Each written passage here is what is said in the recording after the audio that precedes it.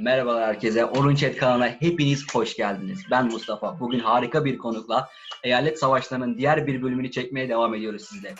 Konuğumu size tanıtmadan önce kendisini çok uzun zamandır tanıyorum. Uzun yıllar önce Belarus'ta tanışmıştım. Belki bu hikayede araya bir yere sıkıştırırız. Tekrardan hepiniz hoş geldiniz. Videoda görüşürüz.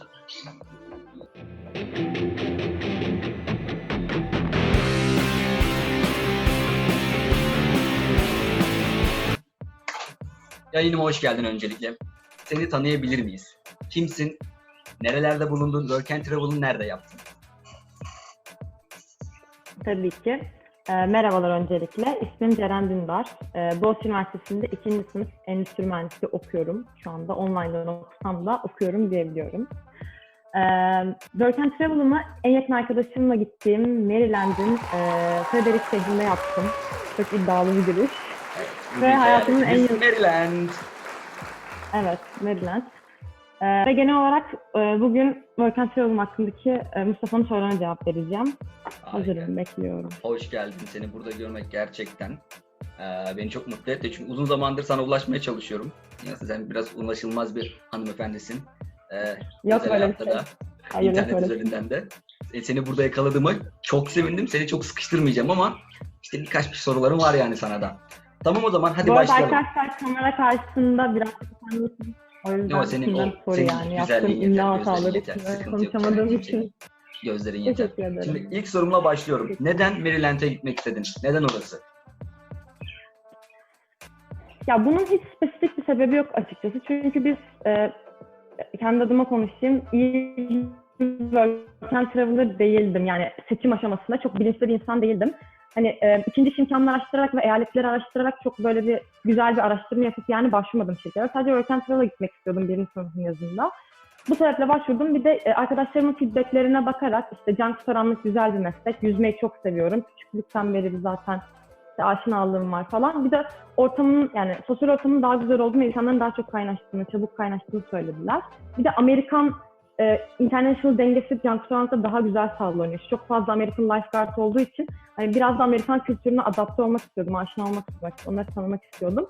O yüzden direkt bu sebeplerle can kurtaranlığı seçtim. Maryland'ı seçme sebebim de şöyle, bizim Stadizon şirketiyle gittik biz Work and Travel'a. Maryland, Virginia ve Boston dışında zaten can kurtaranlık yapabileceğimiz bir opsiyonumuz yoktu başka bir eyalet. Şöyle dediler, Boston'a çok para kazanıyorsunuz ama Boston yani çok böyle büyük bir şehrin içinde çalıştığımız için yani plazaların üst katlarındaki havuzlarda çalışacağımız için bir Work and Travel ruhu ve ortamı tadamayacaksınız. Hani insanlar bu kadar kaynaşmayacak. Hani biraz iş ve hayat tarzında ilerleyecek. Böyle bir şey asla istemiyordum. Ben birinci sınıfın yazına gidiyorum. Hani amacım sosyalleşmek, dil öğrenmek falan. Öncelikle amacım para değildi kesinlikle. Bir de yani ikinci iş olayına çok takılmamıştım. Hani ikinci iş hangi eyalette, hangi şehirde daha çok bulabilirim, imkan olur falan. Hiç bunlara takılmadığım için direkt işte eskiden konuştuğum insanlar da Maryland'e gidip memnun kaldığı için Maryland'ın Virginia mı olsun diye direkt düşündük. Sonra Maryland'e karar kıldık. Zaten Maryland'in içindeki şehri onlar tahsis etti. Yani işte sen hani Urbana'ya gidiyorsun, o şirket karar verdi. O kısımda biz bir karar merci değiliz. Sen sadece Maryland seçtin, diğerini firma sana atadı, anladım. Aynen. Sen zaten birçok soruma aynı soru içinde cevap verdin. Gerçekten teşekkür ederim. Ben ne iş yaptığını soracaktım. Can kurtaran aldığını söyledin zaten, harika. Bunu sormayacağım. Peki, çok kısa bir cevap istiyorum. Can kurtaranlık için Türkiye'de eğitim aldın mı yoksa Amerika'ya gittiğin zaman mı eğitim aldın? Nasıl bir eğitiminiz vardı? Tabii ki aldım. Şöyle oldu. Bunu yanlış hatırlamıyorsam bizim şirketimiz değil de yani Stadizon, buradan gittiğim acenta değil de orada çalışacağım High Sierra Pulse adlı şirket, bu can kurtaranları ayarlayan işte dağıtan şirket düzenlemişti diğer ülkeler. Sırbistan'da oluyor aynı eğitimler, Slovakya'da oluyor, işte International'ların geldiği bütün ülkelerde oluyor. Biz de İstanbul'da olmuştuk. Hatta kursta zaten sadece İstanbul'da olduğu için Fenerbahçe'de eğitim almıştık. 2 gün Fenerbahçe'de havuzda eğitim. Yanlış hatırlamıyorsam sabah 9'dan akşam 8'e kadar mıydı? O tarz bir şeydi. Sabah 9'da başlıyordu eğitimler. İlk gün Fenerbahçe'de oldu. Son 2 günde 4 gün üst üste oldu. Ataşehir'de oldu bir otelde. İsmini hatırlamıyorum şu anda.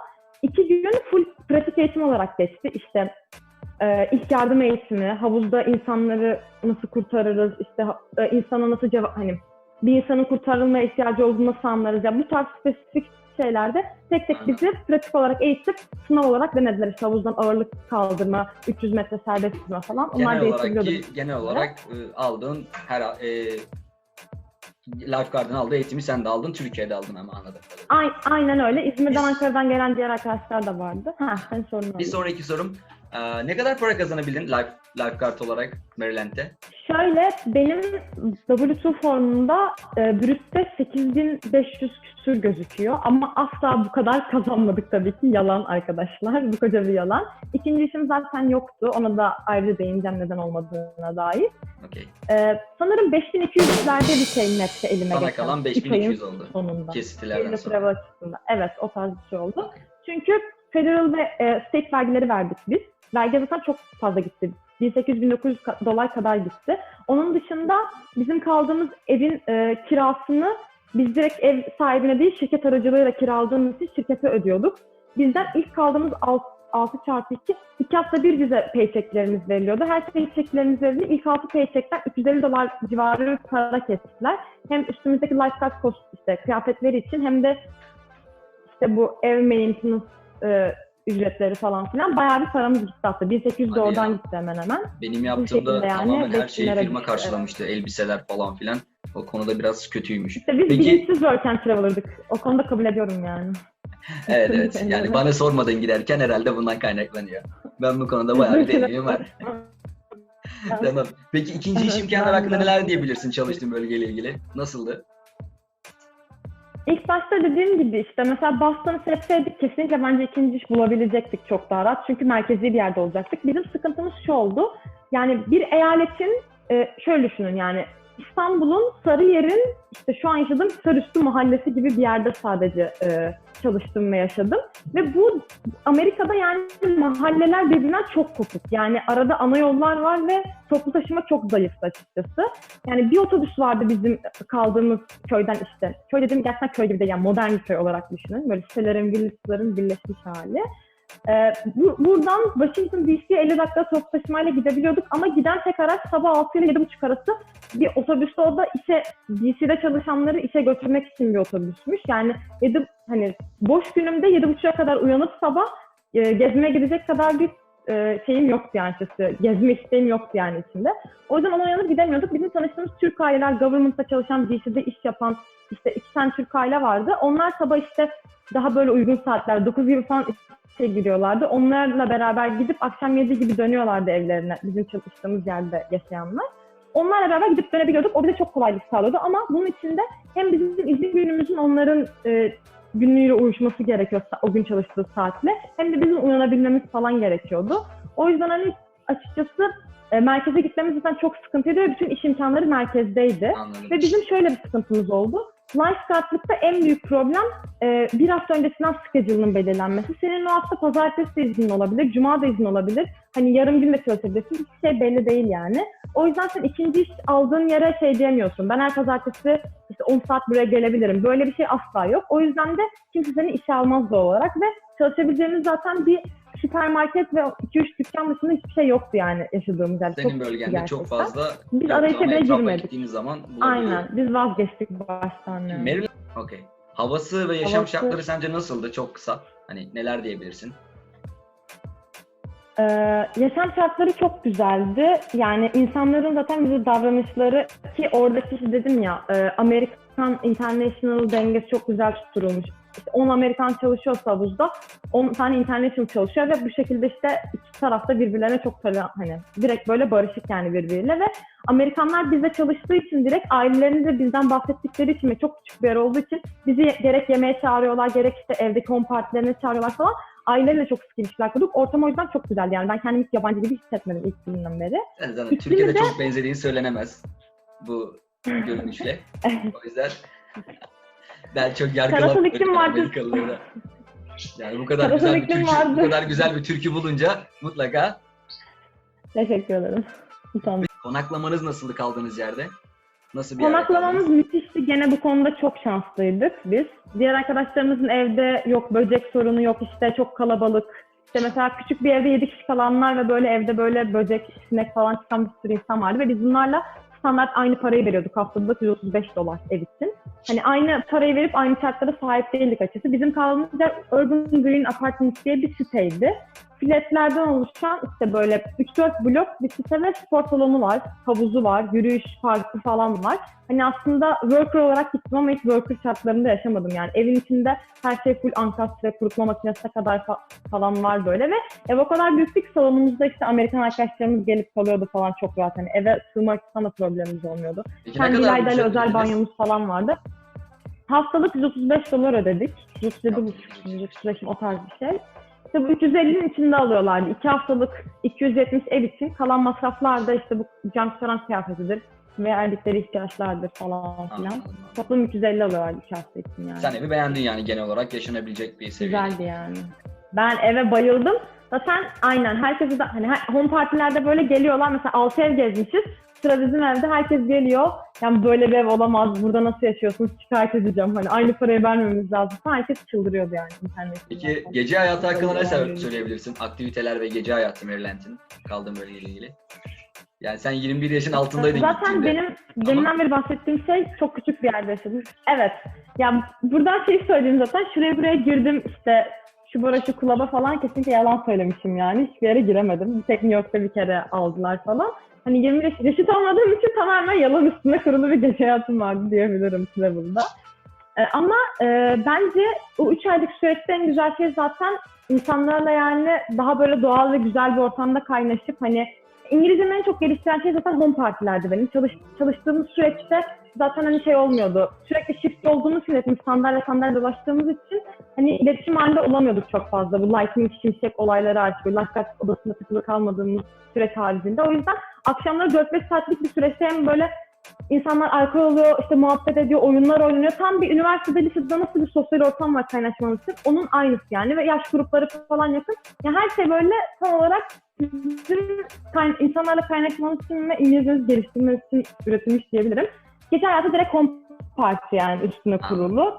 Ve tek onun bir düzeni yoktu yani. Herkes kimin evi müsaitse o gece ona gidiyordu. Herkes kendi alkolünü alıp gidiyordu yani. Çok güzel bir ortam vardı. Ben küçük bir yerde yaşadığımız için de çok mutluyum bu açıdan. Teşekkür ederim sorun için. Peki yani Rica İngilizceni ederim. geliştirdiğinden çok bahsettin ve insanların çoğunun gitme amacı İngilizcelerini bir tık geliştirebilmek. Senin gittiğin yerde Türk popülasyonu hakkında ne demek istersin? Çünkü Türk'ün olduğun yerde genelde İngilizce çok pek konuşulmuyor. Yani benim gittiğim yerde hiç Türk yoktu aşağı yukarı. Ben iyi geliştirmeyi Evet, inanıyorum. haklısın. Biz hatta başta, evet, çok haklısın bu konuda, evet biliyorum. Ya biz aslında bunu başta bile düşünmüştük giderken. İlayda ile gidiyoruz hani beraber, hani birbirimize destek olma amaçlı çok mantıklı bir hareket ama iki Türk'üz, hani orada aynı yerde çalışırsak sıkıntı olacak, aramızda Türkçe konuşacağız falan. Bunu da şöyle çözmüştük hatta. Evimiz aynı olsun, hani beraber kalalım, güvende hissedelim bir nebze. Ama iş yerlerimiz farklı olsun. Aynı işte Urbana'daki 2 farklı havuzda birimiz orada, birimiz orada çalıştık. Bu mesela ekstra şey kazandırmıştı. Hem onun 10 tane arkadaşı var yabancı dediğinde. Ben çok farklı 10 kişilik arkadaş oldum ve 20 kişilik bizim dediğin gibi aslında İngilizce konuşabileceğimiz bir sosyal alan yaratmış olduk yani birbirimize ve bu çok hani mantıklıydı aslında. Gittiğimiz yerde de ya Türk olarak 2 aileyle tanıştık. Biz ama onları yani ayrı yılda bir görüyoruz. Hani havuza geldiklerini, çocuklarını havuza getirdiklerini de görüyoruz. Orada bir Türkçe konuşuyoruz. Onun dışında Türk cantıran sayısına bakarsak eğer Türk cantıran fazlaydı fakat şöyle, zaten yaşadığımız yer küçük ve genelde cantıranlar supervisor'lar arabayla taşıyor. Böyle farklı bir distriktten bizim olduğumuz havuza getiriyorlar. O yüzden aynı yerde Türklerle yaşamadığımız için sadece İlayda ile ikimiz vardı. Bir de ev arkadaşlarımız vardı. İşte onlar diğer farklı yerden geldiği için çalıştığımız kısım hariç akşamları falan görmüyorduk yani home partiler haricinde.